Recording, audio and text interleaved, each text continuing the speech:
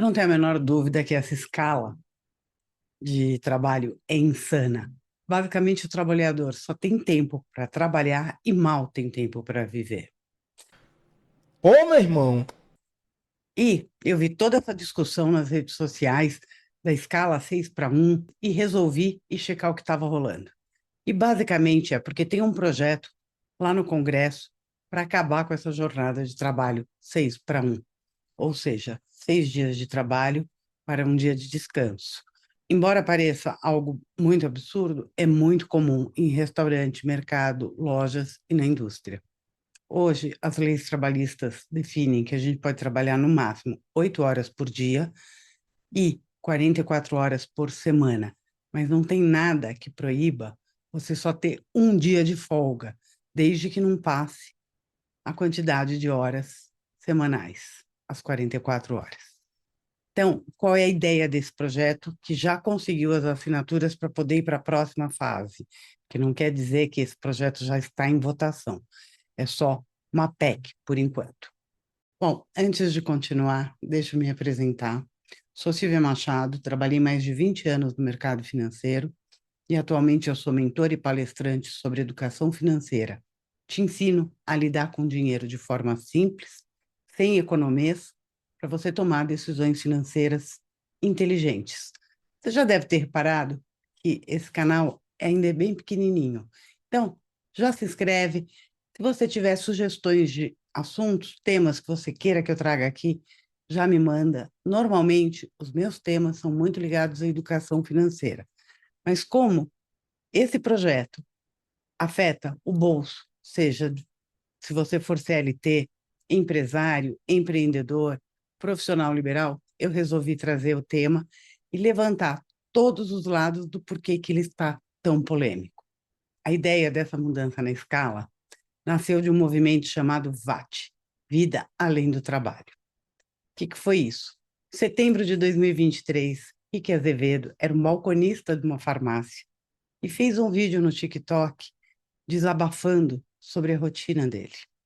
Esse vídeo viralizou, chamou a atenção de muita gente, tanto é que o Rick Azevedo foi um dos vereadores mais votados nessa eleição agora, de 2024.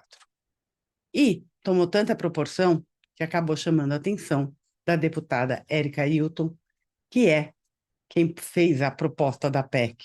E o que propõe o novo texto dela? Primeiro, uma escala 4 por 3. Você trabalha 4 dias e folga 3 dias. E que tenha 36 horas semanais de trabalho. A PEC também destaca a importância de não haver redução de salários proporcionalmente. Alguma redução provavelmente vai ter. Para poder explicar como que a gente chegou nesse projeto, nesse movimento VAT, vamos entender um pouco qual é a história dos direitos trabalhistas no Brasil. Até 1943, era a casa da Maria Joana. Os trabalhadores não eram protegidos por basicamente quase nenhuma lei, óbvio. Escravidão era proibida.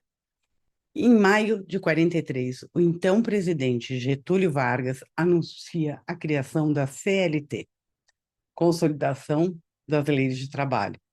Eu acabei de aprender isso junto com vocês, tá? Quando eu fui fazer a pesquisa, CLT é aquela pessoa que tem a carteira registrada, ou seja, tem um contrato regido por essas leis de trabalho. Entre outras regras, a CLT definia a jornada de trabalho em 48 horas semanais. Isso só mudaria mais de 40 anos depois.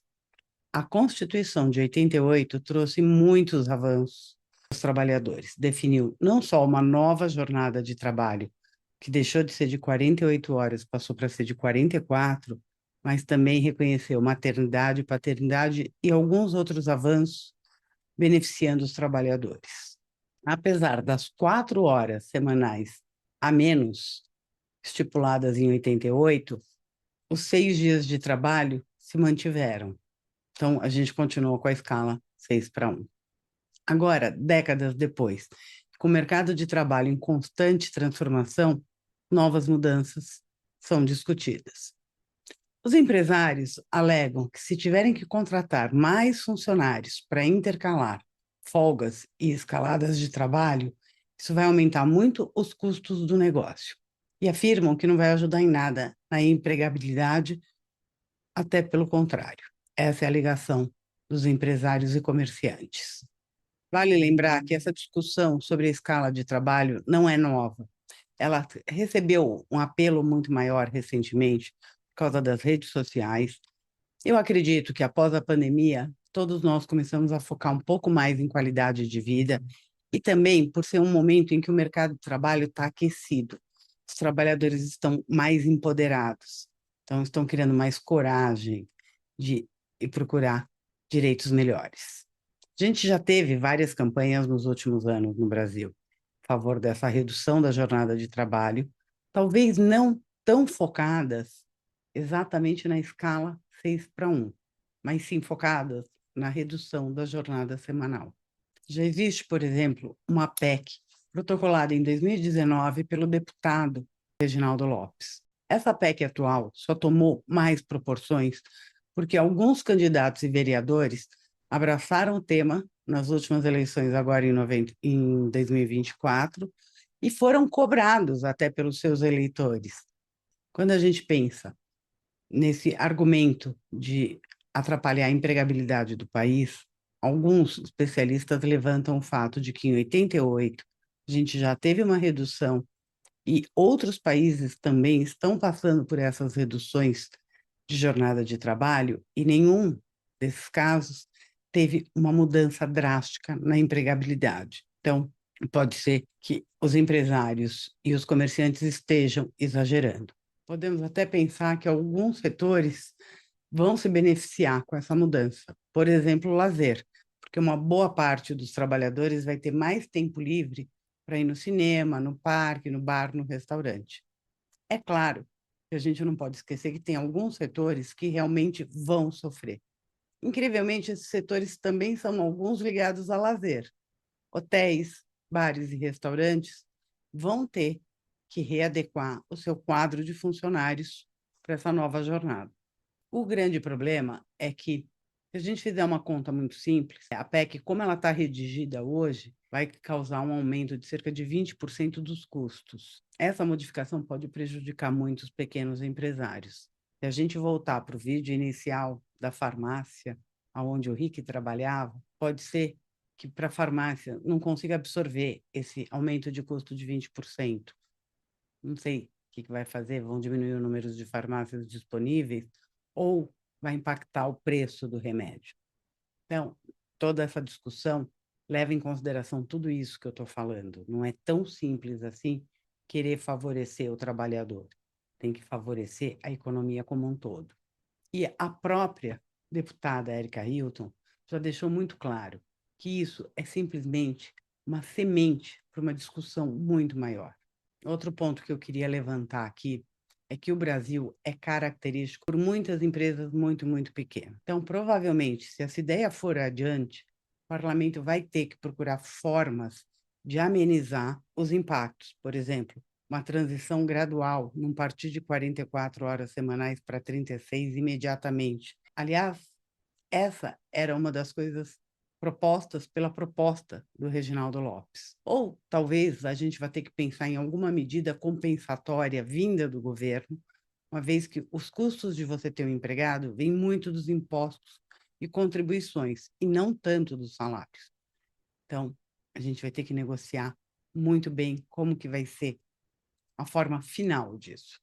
A gente também precisa contextualizar o perfil do brasileiro. Os estudos mostram que 70% da população brasileira acredita que o governo deva dar incentivos para a redução da jornada de trabalho, e essa mesma pesquisa mostrou que 10% dos trabalhadores quer ter mais tempo para fazer um bico. Aí eu já acho um pouquinho perigoso, porque é a tal da renda extra. E ele vai continuar tão cansado quanto estava antes. 15% quer usar tempo livre para se qualificar, para estudar.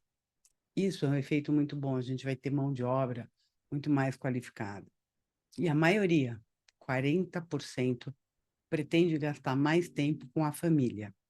Isso acaba até ajudando a entender por que a população apoia não importa se as pessoas sejam de esquerda ou de direita, a população em geral apoia, porque levanta questões muito além das trabalhistas. Lembra no começo?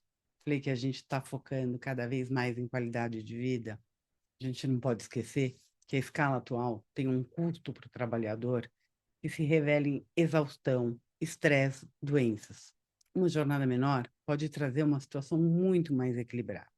Embora o mercado de trabalho atualmente esteja muito aquecido, a gente precisa lembrar duas coisas. O Brasil tem um índice de informalidade muito alto e a gente ainda tem um contingente de pessoas com idade para trabalhar que ainda não estão no mercado de trabalho muito elevado. Hoje, a gente tem 7 milhões de pessoas procurando emprego no país. É o menor número desde 2015? É, mas ainda é um número muito grande. E no Brasil, as empresas sempre souberam que muito mais do que insegurança jurídica, muito mais do que problemas de infraestrutura e logística, o principal entrave para o seu crescimento e para a manutenção do seu negócio é o custo trabalhista. Então, pensar numa lei trabalhista é pensar no ajuste sobre quanto você consegue garantir para o trabalhador, pensando também em quanto a economia suporta. Temos que evitar aumentar a informalidade, que no Brasil já é muito alta. Hoje a gente tem cerca de 38% dos trabalhadores na informalidade, ou seja, não terão benefício algum com toda essa discussão. Então, resumindo, a mudança 6 para 1 é muito mais fácil. Dá para ser executada no curto prazo. Agora, a redução da jornada semanal, ela tem que ser feita com muito mais atenção por causa de todos esses pontos que eu levantei, e ela vai exigir muito mais discussão. Então, no começo, eu perguntei, e quem é que vai se ferrar nessa história? Bom, se não for bem feita, pode ser que os trabalhadores não se deem tão bem. Pode ser que tenha redução de salário e eles acabem tendo que ter 2 empregos para poder suprir isso. Pode prejudicar as pequenas empresas, os pequenos negócios familiares, pode. Mas eu acho que o nosso maior problema vai ser que em 2026 nós temos eleições presidenciais. Pode ter certeza que todo esse assunto vai ser exaustivamente usado nas eleições. A gente viu que já apareceu timidamente agora em 2024, mas com certeza vai ser usado como moeda de troca, como forma de captar ou de perder eleitores. Se você gostou desse vídeo, manda um comentário. Queria saber, você é a favor da alteração da escala 6 para 1? Acho que ninguém vai responder que não. Agora, e a redução da jornada semanal? Você conseguiu se posicionar? Me conta. E não esquece de se inscrever.